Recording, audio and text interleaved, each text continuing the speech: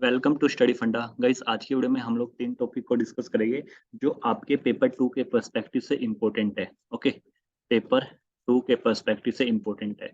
लेकिन ये डिस्कस करने से पहले मैं आप लोगों के साथ आज पेपर 2 से रिलेटेड कुछ इन्फॉर्मेशन शेयर करना चाहता हूँ। ठीक है, मतलब कि basically it is kind of A structuring कि आप लोग ऐसे लिखते कैसे। फॉर एग्जांपल ये सीट है, ठीक? ये आपकी A4 साइज सीट है। अब इसको ऐसे समझिए, साइड में बॉर्डर होगा, ठीक है, मतलब थोड़ा मार्जिन रहता है, वो मार्जिन छोड़ना होता है।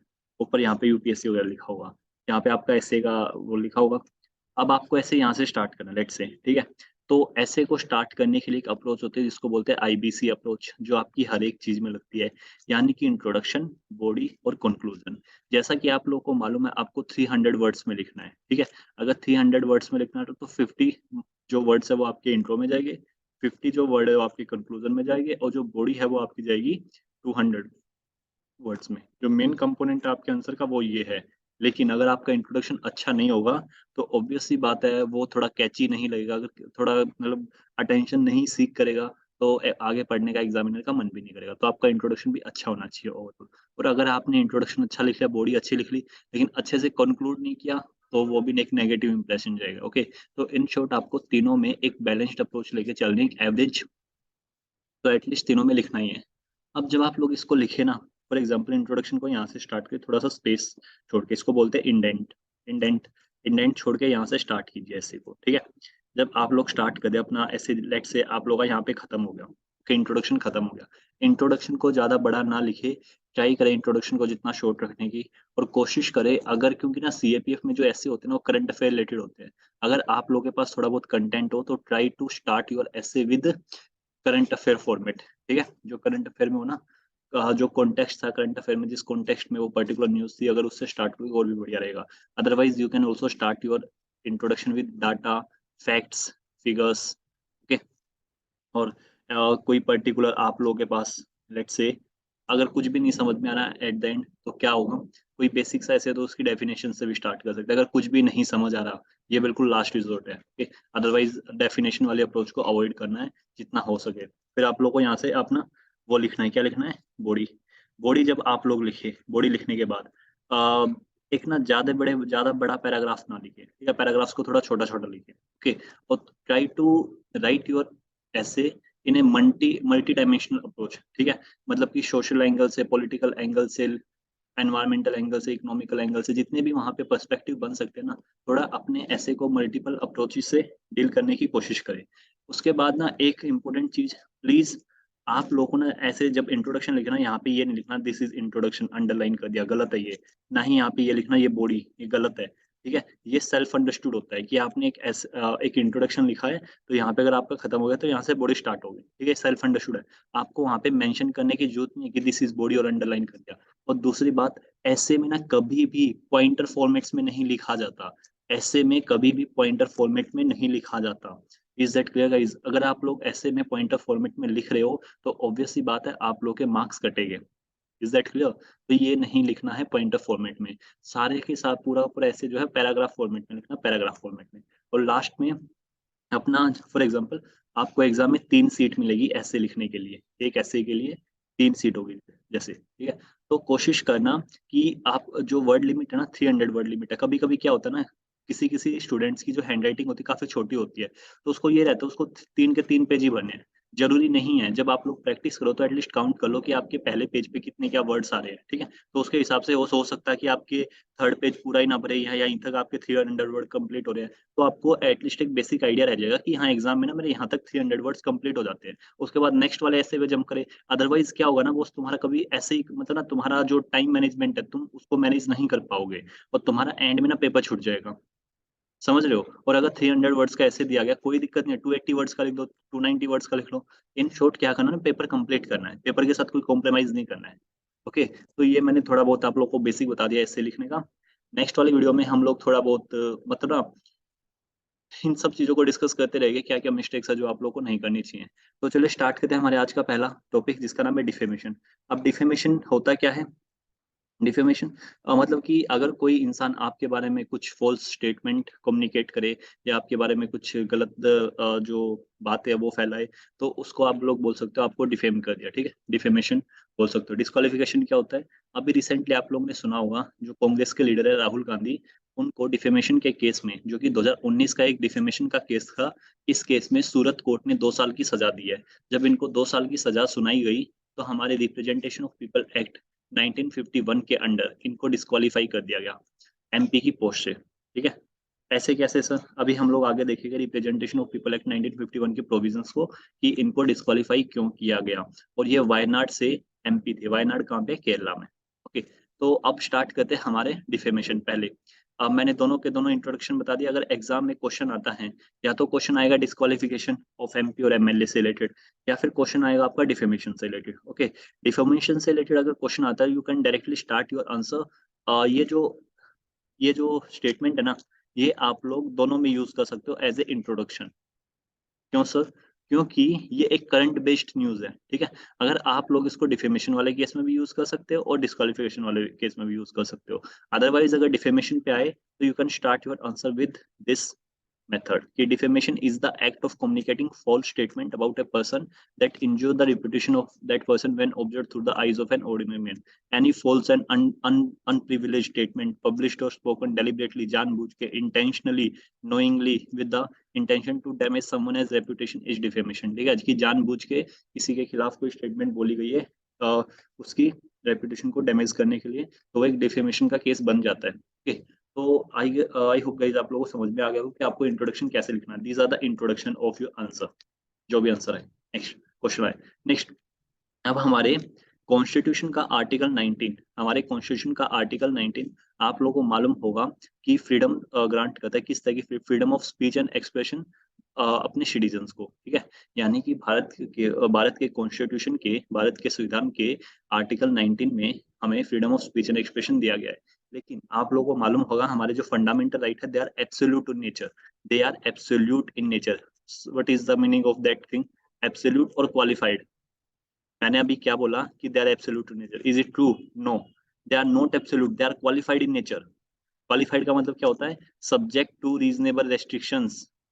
Subject to reasonable restriction. Absolute क्या होता है कि भाई साहब कुछ भी हो जाए ये तो चलेगा, मतलब ये ऐसे ही रहेगा। एग्जाम्पल के तौर पे हमारा जो कॉन्स्टिट्यूशन का आर्टिकल 17 है, एबोलिशन ऑफ अनटचेबिलिटी, उस पर कोई एक्सेप्शन नहीं है। यानी कि एबोलिशन ऑफ अनटचेबिलिटी, अगर तुमने ये अपराध किया, इस पे कोई एक्सेप्शन नहीं है। क्वालिफाइड में क्या है? कुछ एक्सेप्शन दी गई है। They are subject to some reasonable restrictions. Are you getting it? Okay, तो क्या क्या है उसमें रेस्ट्रिक्शन, रीजनेबल एग्जाम्पशन क्या है कि तुम्हें freedom of speech of expression तो है, लेकिन ऐसा नहीं है कि तुम कंटेम्प्ट ऑफ कोर्ट करोगे, ठीक है। मतलब कोर्ट की एक तरह से कोर्ट के ऑर्डर का अपमान करोगे, ये सारी चीजें। जैसे कि आप लोगों ने लास्ट ईयर आई थिंक 2021 में कुणाल कामरा वाला केस सुना होगा, समझ रहे हो? उस पर कंटेम्प्ट ऑफ कोर्ट लगा था। उसके बाद डिफेमेशन वाला केस, डिफेमेशन अभी चल ही रहा है, ठीक है। तो ये एक्सेप्शन है कि तुम्हारा freedom of speech and expression तो है, पर इसका मतलब ये थोड़ी ना तुम अपनी बातों से किसी और की इज्जत की धज्जियां उड़ाओगे। समझ रहे हो मैं क्या बोल रहा हूँ? ठीक। और इंसाइटमेंट टू एन ऑफेंस, मतलब कि सोसाइटी में काइंड ऑफ तुम कुछ गलत बातें फैला रहे हो और वायलेंस क्रिएट कर रहे हो अपनी स्पीच के थ्रू, तो वो सारी की सारी एग्जाम्पशन है। अगर तुम ऐसा करते हो, तो तुम ये नहीं बोल सकते हमारा freedom of speech and expression, तुमको उठा लिया जाएगा boss. Is that clear? Now, India में जो डिफेमेशन है वो एक सिविल रॉन्ग भी है, यानी कि एक सिविल कानून, सिविल गुना भी है और क्रिमिनल ऑफेंस भी है। डिपेंड करता है, depend on the objectivity they seek to achieve. अब एक सिविल रॉन्ग क्या है? A civil wrong sees as a wrong doing redress with the monitoring compensation while a criminal, मतलब सिविल जनरली मॉनिटरी कंपनसेशन से related है। Okay, इसको आप लोग इग्नोर कर दीजिए। क्रिमिनल लॉज देख लीजिए, क्योंकि अभी जो इन पे लगा है राहुल गांधी पे, वो क्रिमिनल वाला लगा है, ठीक है, क्रिमिनल डिफेमेशन। जबकि while a criminal law seek to punish a wrong doer, ठीक है। यानी कि ये बोल रहे हैं कि सिविल रॉन्ग में ना किसी को सिर्फ तुम, फॉर एग्जांपल तुम पे सिविल डिफेमेशन का केस लगा है, तो तुमको सिर्फ फाइन भरना पड़ेगा और तुम आजाद हो जाओगे, ठीक है। क्रिमिनल वाले में क्या करना पड़ेगा? तुमको मैसेज, तुमको पनिश किया जाएगा बेसिकली, ठीक है। तुम ऐसा नहीं है तुम मॉनेटरी कंपनसेशन दोगे और तुम्हारा काम हो गया, नहीं। तुमको क्या, तुम्हें पनिश किया जाएगा, ठीक है। और दूसरों को एक मैसेज भेजा जाएगा कि तुम्हें इस तरह के एक्ट नहीं करने हैं, अदरवाइज तुम्हें जेल भी हो सकती है। इस तरह की सारी चीजें बताई जाएगी। In criminal offence, in criminal offense, defamation has to be established beyond reasonable doubt, but in civil defamation suit, damage can be awarded based on probabilities. No need to remember, just आप लोग ये जो ऊपर वाली definition है ये समझ लेना बस। Okay, next. अब इससे रिलेटेड ना, डिफेमेशन से रिलेटेड दो केस है जो आप लोग को याद रखने हैं। पहला तो है राम जेठमलानी वर्सेस सुब्रमण्यम स्वामी, ठीक है। हाई कोर्ट ऑफ दिल्ली ने डॉक्टर स्वामी को बेसिकली एक्यूज माना था। क्यों माना था? क्योंकि उन्होंने राम जेठमलानी जो कि एक सीनियर लॉयर है, इनको डिफेम किया था। क्यों डिफेम किया था? इन्होंने इनको बोला था कि by saying that he received money from a banned organisation, की राम जेठमलानी ने बेसिकली एक बैंड ऑर्गेनाइजेशन से पैसे लिए हैं उस टाइम के तमिलनाडु के चीफ मिनिस्टर को प्रोटेक्ट करने के लिए, जब वो राजीव गांधी एसोसिनेशन केस नहीं चल रहा था, उस वाले कॉन्टेक्स्ट में। ओके, नेक्स्ट जो डिफेमेशन से रिलेटेड केस है वो है Shreya single versus union of India. ये एक लैंडमार्क जजमेंट है, ये इंटरनेट डिफेमेशन से रिलेटेड है। अभी हम लोग आगे ये भी देखेंगे कि सर डिफेमेशन क्या ट्विटर वगैरह पे भी हो सकता है? हाँ जी, बिल्कुल हो सकता है। ट्विटर वगैरह हो गया, फेसबुक हो गया, कोई ऑनलाइन मीडियम के थ्रू भी डिफेमेशन हो सकता है, ठीक है। ओके, तो ये सुप्रीम कोर्ट में जो सेक्शन 66A था आईटी एक्ट 2000 का, इसको अनकॉन्स्टिट्यूशनल डिक्लेयर कर दिया था, जो कि पनिश करता था for sending offensive message through communication services. मतलब अगर तुम किसी को ऑफेंसिव मैसेज वगैरह भेज रहे हो तो उस केस में तुमको उठा लिया जाएगा, इस तरह के। तो ठीक है, तो सुप्रीम कोर्ट ने सेक्शन 66 को अनकॉन्स्टिट्यूशनल डिक्लेयर कर दिया था Shreya single versus union of India case में। नेक्स्ट, अब भारत में क्रिमिनल डिफेमेशन की जरूरत ही क्यों है? सबसे पहला तो टू प्रिवेंट पब्लिक डिसऑर्डर, ठीक है। जो डिफेमेशन लॉज होते हैं ना, they can prevent public disorder by ensuring that false info, मतलब ना ये जो पब्लिक डिसऑर्डर है उसको प्रिवेंट करते हैं। ताकि कैसे करते हैं? ये इंश्योर करते हैं कि सोसाइटी में जो फॉल्स इंफॉर्मेशन है वो ना फैले, क्योंकि फॉल्स इंफॉर्मेशन से ना वो वायलेंस भी हो सकते हैं, ठीक है। सोसाइटी में दंगे वगैरह भी हो सकते हैं, एक अनरेस्ट क्रिएट हो सकता है। तो अगर डिफेमेशन के केस हो गए ना, ठीक है, अगर कोई बंदा ऐसे पॉलिटिकल स्टेटमेंट दे रहा है, कुछ भी बोल रहा है, अगर डिफेमेशन का कानून है तो ऑब्वियस सी बात है उसको अरेस्ट कर लिया जाएगा तभी, समझ रहे हो? तो उस पे या केस चल जाएगा, तो उस सेंस में। नेक्स्ट है फेयरनेस। डिफेमेशन लॉज जो है ना, एक लीगल रेमेडी प्रोवाइड करते हैं इंडिविजुअल को जिसको डिफेम किया गया है। ओके, फॉर एग्जांपल किसी पर्टिकुलर इंसान की जो रेपुटेशन है उसको बदनाम किया गया है, उसको खराब किया गया है, तो ऑब्वियस बात है उसके लिए लीगल रेमेडी क्या होगी? ये डिफेमेशन का केस को फाइल कर सकता है कोर्ट में। ओके, और इससे उसको क्या मिलेगा? जस्टिस मिल जाएगा और उसका जो नाम है वो भी क्लियर हो जाएगा। नेक्स्ट क्या है? Protecting reputation. डिफेमेशन लॉज जो होते हैं including criminal defamation exist to protect the reputation of an individual. जो कि फॉल्स और बेसलेस अटैक होते हैं ना, उनसे किसी पर्टिकुलर इंडिविजुअल को ये बचाते हैं। नेक्स्ट क्या है? डेटरेंस क्रिएट करते हैं अगेंस्ट फॉल्स लॉज न्यूज। कैसे? क्योंकि जब तुम क्रिमिनलाइजिंग करो ना डिफेमेशन को, जो तो एक तरह से ये डेटरेंट एक्ट करता है। जैसे फॉर एग्जांपल किसी बंदे ने डिफेम किया किसी और को, ठीक है, और उसको सजा हो गई, तो जैसे एक डेटरेंट क्रिएट हो गया ना, एक सोसाइटी में एक मैसेज चला गया ना कि अगर तुम ऐसा करोगे तो तुम्हारे खिलाफ भी ऐसे तुमको सजा हो सकती है। तो एक डेटरेंस क्रिएट हो गया। नेक्स्ट क्या है? ये सोशल कोहेशन को प्रमोट करता है सोसाइटी में bye maintaining the certain social norms. जो सोसाइटी में सोशल नॉर्म्स है या मोरल वैल्यूज है, उनको एक तरह से सोसाइटी में उनका पीसफुल को एग्जिस्टेंस होना चाहिए। यानी कि इन शॉर्ट आप लोग ऐसे समझ लो, जो तुम्हारा freedom of speech and expression है, ठीक है, वो किसी और के लिए प्रॉब्लम नहीं बनना चाहिए। और इसीलिए हमारे यहाँ पे एक्सेप्शन है, contempt of court, defamation, incitement to an violence, इस तरह के हमारे एक्सेप्शन है। आई होप गाइस आप लोगों को समझ में आ गया कि why do we need criminal defamation in India. और ये कुछ कॉन्स्टिट्यूशनल प्रोविजन, आर्टिकल 19, ये आप लोग का इंट्रोडक्शन हो गया। ये एक दो सुप्रीम कोर्ट की जजमेंट हो गई।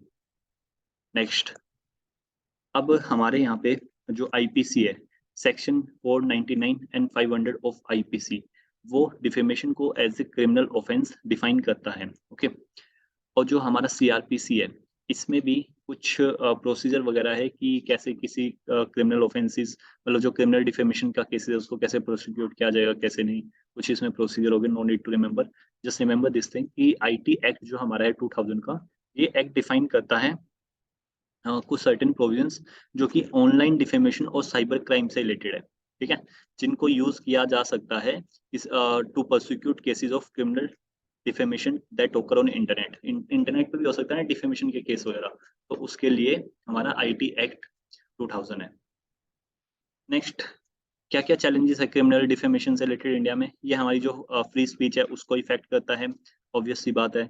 मिस यूज ऑफ लॉ, क्योंकि काफी ज्यादा सब्जेक्टिविटी है, ओके, काफी ज्यादा सब्जेक्टिविटी है कि कौन सी बात पे डिफेमेशन का केस मान्य होगा नहीं मान्य होगा, समझ रहे हो? तो उस सेंस में जनरली जो गवर्नमेंट पावर में रहती है वो ज्यादा इसका मिसयूज कर सकती है, ओके, मतलब कि आई एम नॉट सेइंग कि करती है, मतलब there might be a possibility. Now criminal defamation जो लॉ होते हैं उनको मिसयूज किया जा सकता है पावरफुल इंडिविजुअल्स के द्वारा या किसी पर्टिकुलर इंस्टीट्यूशंस के द्वारा उनके अपनी क्रिटिक्स को या डिसेंट को सप्रेस करने के लिए, और डिसेंट डेमोक्रेसी में नेसेसरी है, ठीक है? डिसेंट जो है डेमोक्रेसी में नेसेसरी है। डिसेंट का मतलब क्या होता है? मतलब तुम्हारी जो बात है उससे एग्री ना करना, काइंड ऑफ ये भी एक तरह से डिसेंट शो करना हो जाता है। डिलेड जस्टिस, हमारे यहाँ पे ना क्रिमिनल डिफेमेशन में, जैसे कि फॉर एग्जांपल राहुल गांधी वाला केस ले लीजिए, 2019 का केस था, अब वर्डिक्ट कब आया? 2022 में। कैन यू सी कि कितना ज्यादा डिलेड है नहीं? तो इस सेंस में तो ये काफी ज्यादा डिलेड जस्टिस है। Next, the burden of proof, जो बर्डन ऑफ प्रूफ है ना भाई, जिस पे ये इल्जाम लगा हुआ है उस पे आएगा, यानी कि उसको साबित करना पड़ेगा कि उसने ऐसा कुछ नहीं किया या उसकी ऐसी इंटेंशन नहीं थी उस केस में, okay. Vagueness of law, obvious सी बात है, ये काफी जो प्रोविजंस है क्रिमिनल डिफेमेशन लॉज के इंडिया में वो काफी वेग है, because we don't know what constitute की criminal defamation, okay, what constitute criminal defamation. Okay, I hope आप लोगों को चैलेंजेस समझ में आ गए होंगे। Now what could be the way forward? सबसे पहला वे फॉरवर्ड तो क्या है कि जो सेक्शन 499 है या सेक्शन 500 आईपीसी का, इसको रिपील करना चाहिए, यानी कि इसको हटाना चाहिए, इसको अमेंड करना चाहिए, ओके, और जो सब्जेक्टिविटी है उसको रिमूव कर देना चाहिए। नेक्स्ट क्या है कि प्रमोटिंग एक अल्टरनेट डिस्प्यूट रेजोल्यूशन क्रिएट करना चाहिए ताकि इस तरह के केसेस को जल्दी से सोल्व किया जा सके, क्योंकि हमारे यहाँ पे ना काफी ज्यादा डिलेड जस्टिस होता है, जैसे कि भी राहुल गांधी वाला ही केस देख लो कि 2019 वाला मैटर भी 2022 में सुलझा है। लोगों के बीच में अवेयरनेस और एजुकेशन फैलानी चाहिए कि आपका freedom of speech and expression किसी दूसरे के लिए नुकसानदायक नहीं होना चाहिए, ओके। तो लोगों के बीच में इस तरह की जो एक रिस्पॉन्सिबल स्पीच को प्रमोट करना चाहिए, ठीक है, और जो लीगल प्रोसेस है उसको भी इम्प्रूव करना चाहिए। तो ये हमारा डिफेमेशन का जो टॉपिक था ये कंप्लीट हो गया। अब नेक्स्ट टॉपिक है हमारा डिस्क्वालिफिकेशन का। डिस्क्वालिफिकेशन का आप लोग स्टार्टिंग यहाँ से कर सकते हैं, ओके, यहाँ से, ये करंट कॉन्टेक्स्ट है। अब डिस्क्वालिफिकेशन आप लोगों ने देखा होगा हमारे कॉन्स्टिट्यूशन का आर्टिकल 102 और 191 और हमारा 10th शेड्यूल, ठीक है। तो आर्टिकल 102 एक तरह से डिस्क्वालीफाई करता है, इसमें ना कुछ बेसिक डिस्क्वालिफिकेशन क्राइटेरिया है। ये डिस्क्वालीफाई करता है 102 एमपीज को, ओके, और 191 डिस्क्वालीफाई करता है एमएलएज को, ओके। हमारे कॉन्स्टिट्यूशन का आर्टिकल 102 पार्लियामेंट को ये पावर देता है कि वो डिस्क्वालिफिकेशन से रिलेटेड कंडीशंस को गवर्न करने के लिए कोई पर्टिकुलर कानून बना सकते हैं। तो जो ग्राउंड ऑफ डिस्क्वालिफिकेशन है कॉन्स्टिट्यूशन के अंडर वो क्या क्या है? इसमें जैसे आप लोग बोल सकते हैं कि ऑफिस ऑफ प्रॉफिट होल्ड करना, ठीक है, या बीइंग ऑफ अनसाउंड माइंड, ठीक है, यानी कि ऐसे समझ लो कि आपके कुछ दिमाग में दिक्कत होने लगी। बीइंग एन अनपेड इंसॉल्वेंट, कि आपने बैंक से कर्जा वर्जा लिया था वो चुका नहीं पाए, आप भारत के नागरिक नहीं है और आपने किसी और दूसरी कंट्री की सिटीजनशिप को एक्वायर किया है, तो ये सारे के सारे ग्राउंड्स है। सो नेक्स्ट है 10th शेड्यूल के अंडर भी किसी पर्सन को डिस्क्वालीफाई किया जा सकता है, एमपी या एमएलए को, ओके। इसको बोलते हैं एंटी डिफेक्शन लॉ, मतलब कि दल बदल कानून। ऐसे सोच सकते हो आप लोग, फॉर एग्जांपल आपने अपने एरिया में गए वोट डालने के लिए, वहां पे 4 कैंडिडेट थे ए बी सी डी, ठीक है। अब तुमने क्या किया, तुमको ना ना तो कांग्रेस पसंद थी, ना ही बीजेपी, ना ही आम आदमी पार्टी और ना ही कोई और पार्टी, ठीक है। तुमको लगा जो डी कैंडिडेट था ना ये कोई इंडिपेंडेंट मेंबर था, ठीक है, या किसी पर्टिकुलर पार्टी से बिलोंग करता था, तुम्हें इस पार्टी की आइडियोलॉजी बढ़िया लगती थी, कोई XYZ पार्टी थी, ठीक है। अब बाद में क्या हुआ, जब इलेक्शन जीत गए ना, तो इस बंदे ने अपनी जो है मेंबरशिप को इनके साथ मर्ज कर लिया, यानी कि इनकी पार्टी में चला गया, दूसरी पार्टी में। तो ये तो आपके साथ धोखा हो गया ना, क्योंकि आपने इसको वोट ही इसलिए दी थी क्योंकि आपको इसकी पार्टी की आइडियोलॉजी अच्छी पसंद थी, लेकिन इसने तो बॉस पार्टी चेंज कर ली जीतने के बाद, तो ये आपके साथ धोखा हो गया, तो इसलिए ये गलत है। तो एंटी डिफेक्शन लॉ के अंडर भी किसी पर्टिकुलर एमपी या एमएलए को डिस्क्वालीफाई किया जा सकता है। जब कोई इलेक्टेड ऑफिशियल वॉलंटरी विड्रॉ कर ले पॉलिटिकल पार्टी से, या कोई इलेक्टेड मेंबर्स जो है वो एब्सटेन करे, ठीक है। मतलब कि फॉर एग्जांपल ऐसा होता है कि लेट्स से आज कोई बिल पास होना है हाउस में कोई बिल पास होना है, तो पार्टी जो है ना विप इशू करती है, विप। अब विप इशू करने का मतलब क्या है, जो पार्टी बोलेगी तुमको वही करना पड़ेगा। पार्टी ने बोला कि इस बिल के अगेंस्ट में वोट देनी है, अगेंस्ट में तुमने वोट दे दी फेवर में, ठीक है, तुमने पार्टी की व्हिप का पालन नहीं किया, तो तुमको एंटी डिफेक्शन के अंडर हटाया जा सकता है। और एंटी डिफेक्शन के अंदर जब किसी को रिमूव किया जाता है, या आई मीन डिस्क्वालीफाई किया जाता है, तो उसकी जो पावर होती है, मतलब कि ये डिस्क्वालीफाइड है या नहीं है, वो पावर होती है प्रिसाइडिंग ऑफिसर के पास। प्रिसाइडिंग ऑफिसर डिसाइड कर, ओके, तो ये आप लोग पढ़ सकते हैं। तो आई होप आप लोगों को जो डिस्क्वालिफिकेशन से रिलेटेड कॉन्स्टिट्यूशन प्रोविजन है वो दोनों समझ में आ गए होगी। नेक्स्ट, हमारे रिप्रेजेंटेशन, अभी हम लोगों ने पीछे एक बात पढ़ी थी कि पार्लियामेंट जो है ना वो कानून बना सकता है डिस्क्वालिफिकेशन से रिलेटेड मेंबर्स की। जो मेंबर की डिस्क्वालिफिकेशन है उनसे रिलेटेड अगर कोई प्रोविजंस बनाना चाहे तो पार्लियामेंट बना सकता है। तो पार्लियामेंट ने बनाया हुआ है representation of people act 1951। Okay, अब इसमें सेक्शन 8 सब क्लोज 1 है। ये कुछ स्पेसिफिक ऑफेंसेस को वो करते हैं, डिफाइन करते हैं।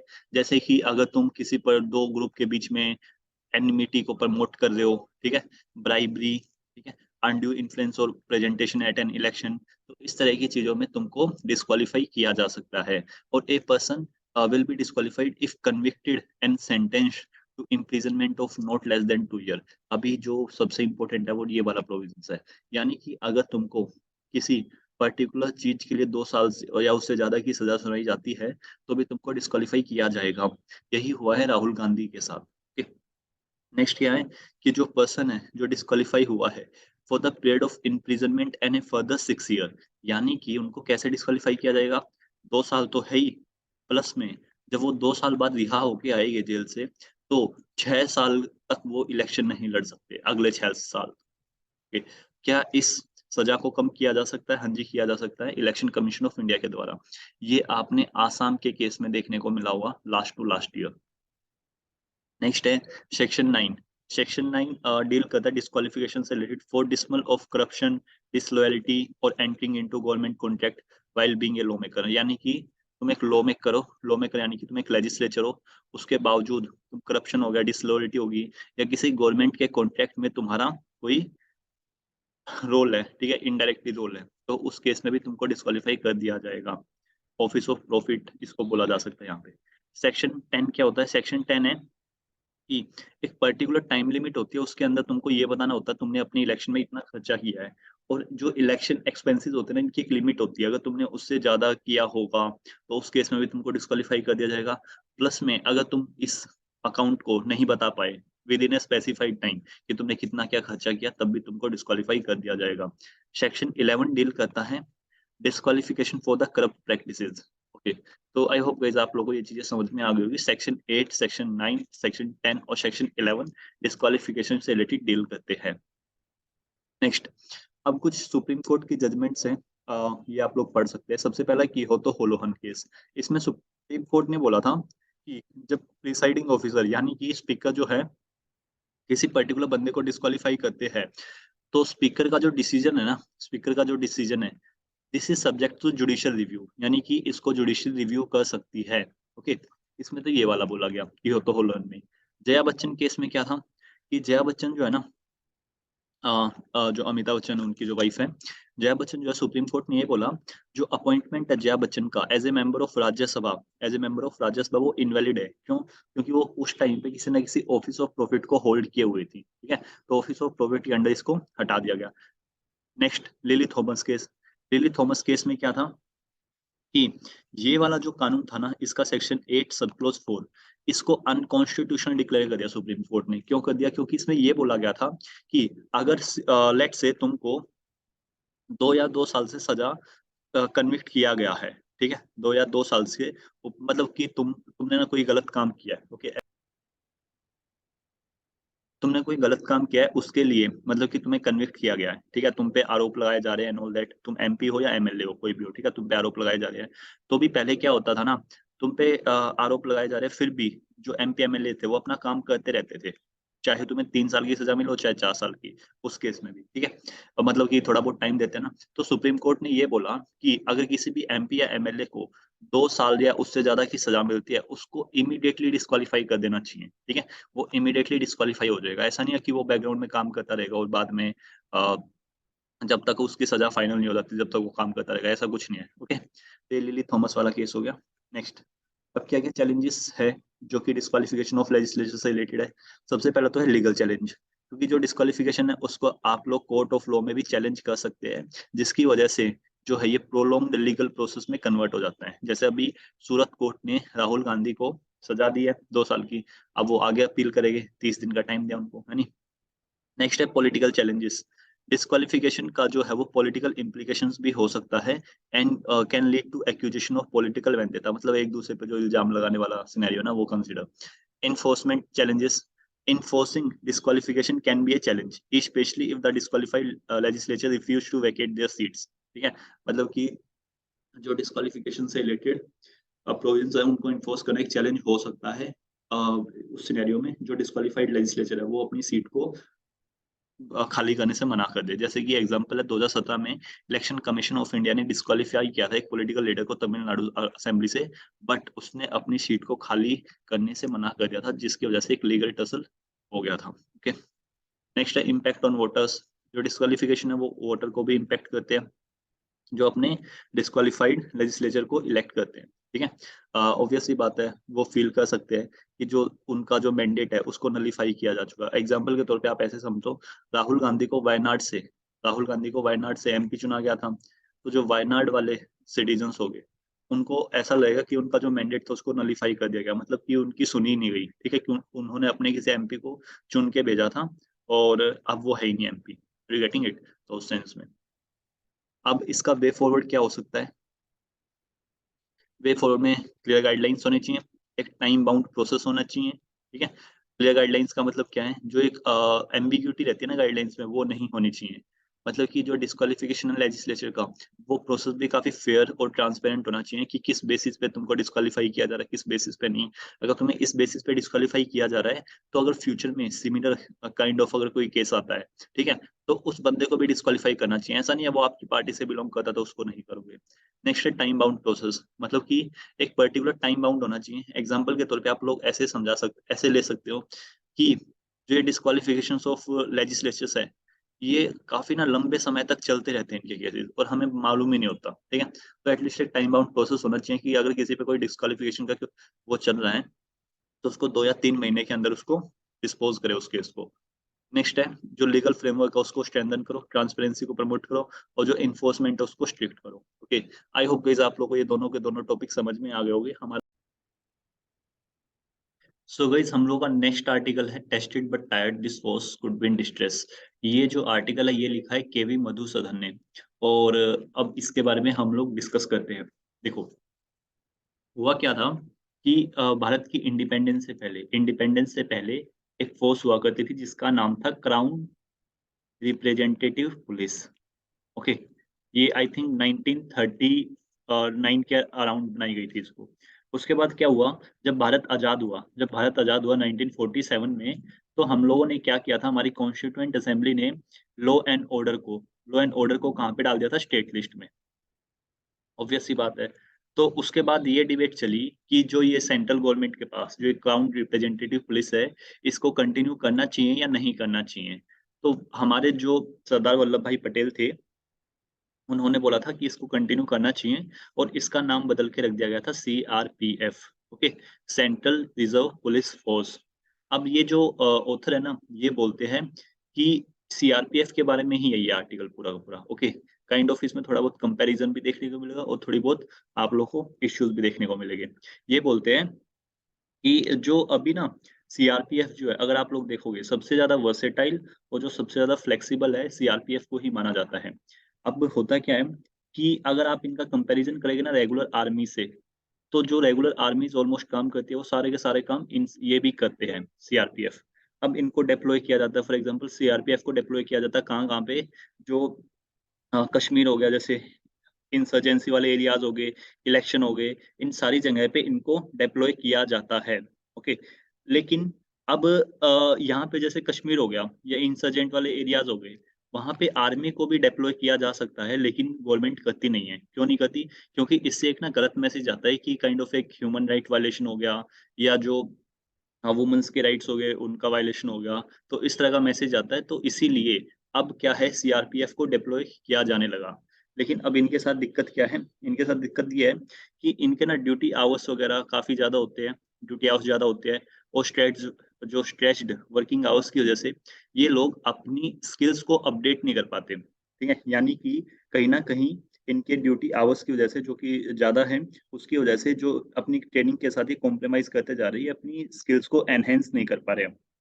ओके, तो ऑथर इसमें यही बोलते हैं कि जो पुलवामा अटैक हुआ था, जैसे कि सीआरपीएफ, आप लोगों को मालूम होगा 14 फरवरी 2019 को पुलवामा अटैक हुआ था, जहाँ पे हमारे 40 बस जो जवान थे सीआरपीएफ के, वो शहीद हो गए थे। और इससे पहले भी 6 अप्रैल 2010 को 76 सीआरपीएफ के जवानों की जवान शहीद हो गए थे दंतेवाड़ा डिस्ट्रिक्ट में, लेफ्ट विंग एक्सट्रीमिज्म के उसमें। ओके, और यहीं पे वही सारी बात बोल रही है कि जो इंटरनल सिक्योरिटी सिनेरियो है कंट्री में, वो कहीं न कहीं इम्प्रूव भी हो रहा है। कैसे इम्प्रूव हो रहा है? अगर आप लोग देखोगे, लेफ्ट विंग एक्सट्रीमिज़्म काफ़ी हद तक कम हुआ है भारत में। ठीक है? जो रेड कॉरिडोर वाला एरिया है, वो काफ़ी हद तक कम हुआ है। ऑन द अदर हैंड अगर आप लोग देखोगे कि जो इंसर्जेंट ग्रुप्स थे, वो भी काफ़ी कम हुए हैं। लेकिन अभी आप लोगों ने थोड़ा रिसेंटली न्यूज़ में देखा होगा, जो खालिस्तानी मूवमेंट है, वो कहीं न कहीं थोड़ा बहुत एक्टिव हो गया था, राइट? लेकिन सेंट्रल गवर्नमेंट ने कहीं न कहीं अब उसको थोड़ा बहुत सप्रेस कर दिया है, अमृतपाल सिंह को अरेस्ट करके और ये सब। तो ये वाला जो आर्टिकल है ना, ये कहीं न कहीं थोड़ा सेल्फ एक्सप्लेनेटरी है। इसमें सिर्फ़ प्रॉब्लम्स बताई गई है कि सीआरपीएफ के जो जवान हैं, वो क्या-क्या प्रॉब्लम फेस करते हैं। ये आर्टिकल आप लोग पढ़ सकते हैं, मैं इसकी जो पीडीएफ है आप लोगों के साथ डाल दूँगा, ओके? ये सेल्फ एक्सप्लेनेटरी है, इसमें कुछ समझाने का नहीं है। जो समझाने का था, जो बैकग्राउंड स्टोरी थी, वो मैंने आप लोगों को बताई थी। तो गाइज़ इस वाले वीक में इतना ही, मिलते हैं हमारी नेक्स्ट वीडियो में। थैंक यू, जय हिंद।